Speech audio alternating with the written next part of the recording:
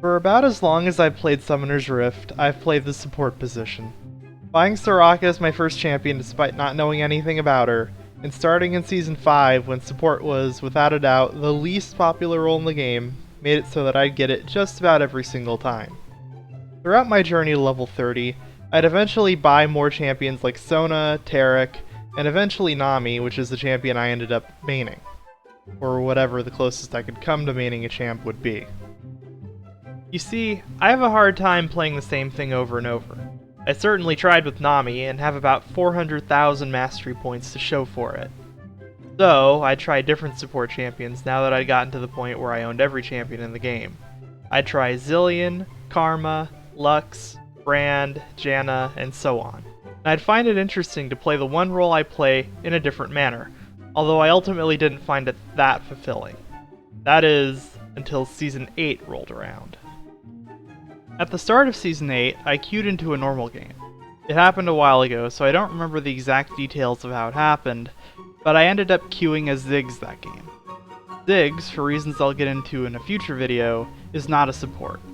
But in that game, I put out damage to enemy champions that would make established AP supports like Zyra blush, quite frankly. And peeled for my ADC certainly better than I could on the new Taric, which for context I got Taric to Mastery 5 pre-rework, and only got him to Mastery 7 through sheer force of will, like most people do for their champions. Regardless, I did pretty freaking good on that game as Ziggs support, and the rest would be history. Soon, champions that had no business being Mastery 5 in my account would reach that point, such as Tryndamere, Victor, Nasus, Zac, and many more. Oftentimes, I find succeeding at playing a non-support in the support role to be the most fun I have in the game these days, as it's playing the game wrong. I love playing the game wrong, or at least not correctly, yet still managing to win anyway. My friends can attest to the fact that the mere thought of me having to play Lulu will cause me to gag, which... Okay, to be fair, I do have a couple games on her, but I play her when I get tilted. In any case, I've played so many non-supports in the support role that it got me thinking. What if I were to quantify just how viable something is in that particular role? What if I put myself through multiple games of playing a non-support champion in that role to really see how fun it could be to do so? That's what this series will be based on, as I, the worst Kenshane, delve into the minutes-old questions of, can I really get away with just spamming Trin's W bot lane? Does Zac have enough CC to work as a tank support?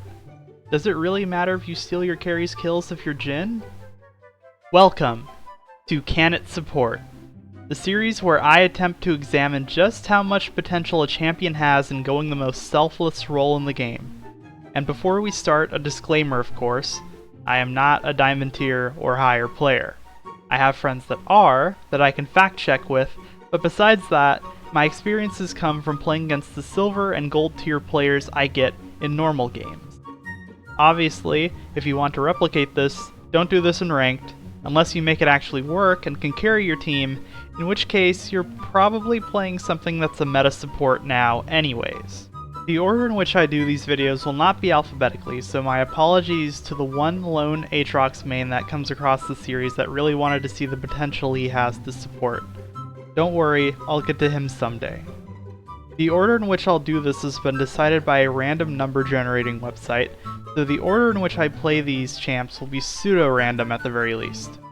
Said RNG website has decided that Kennen will be the very first champ that I do this series on, and as I've already completed the 8 or so games that I feel are necessary to get a good idea of how the champ handles in the role without driving me insane, a video should be out shortly that details exactly why Kennen isn't a meta support, what potential he has in the role, and how enjoyable it is to play him there.